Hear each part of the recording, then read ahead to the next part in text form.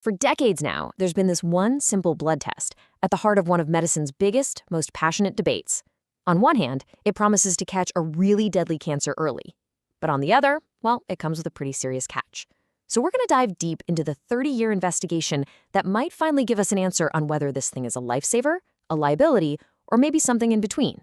And look, this isn't just some academic question. The stakes here are incredibly high.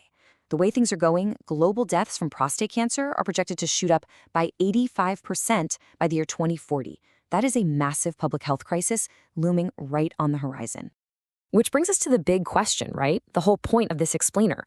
We might have a test that could stop this terrible trend in its tracks. But is the benefit we get from it actually worth the harm it might cause? This is the exact dilemma that scientists have poured 3 decades of their lives into solving. To get that definitive answer, researchers launched what was basically a medical marathon. It was called the European Randomized Study of Screening for Prostate Cancer, or ERSPC for short. And let me tell you, this was one of the largest and longest-running cancer screening trials ever attempted. The design itself was beautifully simple, but so powerful.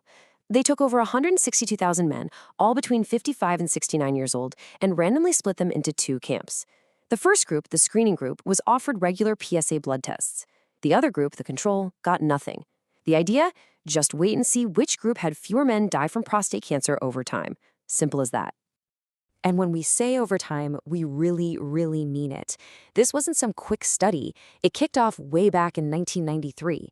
The final results that we're talking about today cover a staggering 23 years of follow-up. This is literally the culmination of a lifetime of research for these scientists. Okay, so after 3 decades, what did they find? Let's start with the good news, the whole reason for doing the test in the first place. Does it actually save lives? And the headline results is crystal clear.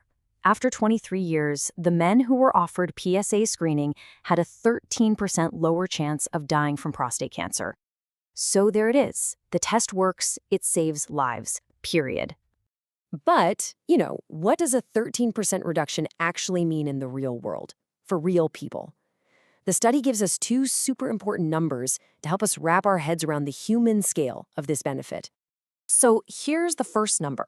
To prevent just 1 single death from prostate cancer, doctors would have to invite 456 men for regular screening. Now I know, that might sound like a huge number of people, but let's look at it from a different angle. Here's a much more direct way to think about it. For every 12 men who were actually diagnosed with prostate cancer because of the screening, 1 death was prevented. Now that gives us a much clearer picture of the impact on the guys who were directly affected by that diagnosis. But this is a detective story, and every good detective story has a major twist. While the test was busy saving lives, it was also creating this huge, complicated problem. This is the other side of the coin, the huge dilemma of overdiagnosis. So what exactly is overdiagnosis? Well, it's basically finding cancers that, they're technically cancer under a microscope, but they're so slow growing that they would never have actually caused the person any harm. They would have lived a long life and died of something else, never even knowing it was there. And the data shows just how big this problem is. The study found that the screening group had more than double the rate of detecting these low-risk, probably harmless cancers compared to the guys who weren't screened. The test was amazing at finding cancer, but a lot of the time it was finding cancer that just didn't need to be found. And that one moment of overdiagnosis kicks off this whole cascade of harms. It starts with the anxiety of getting that positive test result. That leads to an invasive biopsy. And get this, in the study, only about a quarter of those biopsies actually found cancer. For those who are diagnosed, it can lead to aggressive treatments like surgery or radiation for a tumor that was never a threat, causing life-altering side effects. All for nothing.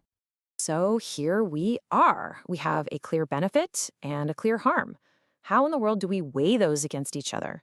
And maybe more importantly, where do we go from here? One of the most fascinating things they found is that the trade-off actually got better over time. See, at the 16-year mark, you had to invite 628 men to save 1 life. But by 23 years, that number dropped all the way to 456. Same thing for the number needed to diagnose. It went from 18 down to 12. It shows that the life-saving benefit of screening really keeps growing over the long haul. So the final verdict from this 30-year investigation is that the central conflict is absolutely real. Traditional PSA screening, the way they studied it here, without a doubt, saves lives. But it does that at the cost of overdiagnosing and potentially overtreating a whole lot of men. The question isn't really if we should screen anymore, but how can we screen smarter? And this is exactly where the future lies. Researchers are now working on a much more intelligent, risk-based approach.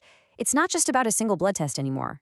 It starts with the PSA test, yeah, but instead of jumping right to a biopsy, it uses incredible tools like advanced risk calculators and MRI scans to get a much better picture of a man's true risk.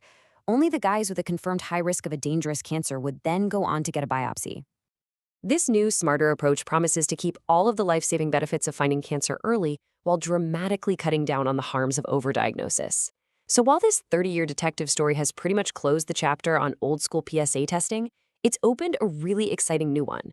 The challenge now is to prove that this smarter path can finally give us the best of both worlds.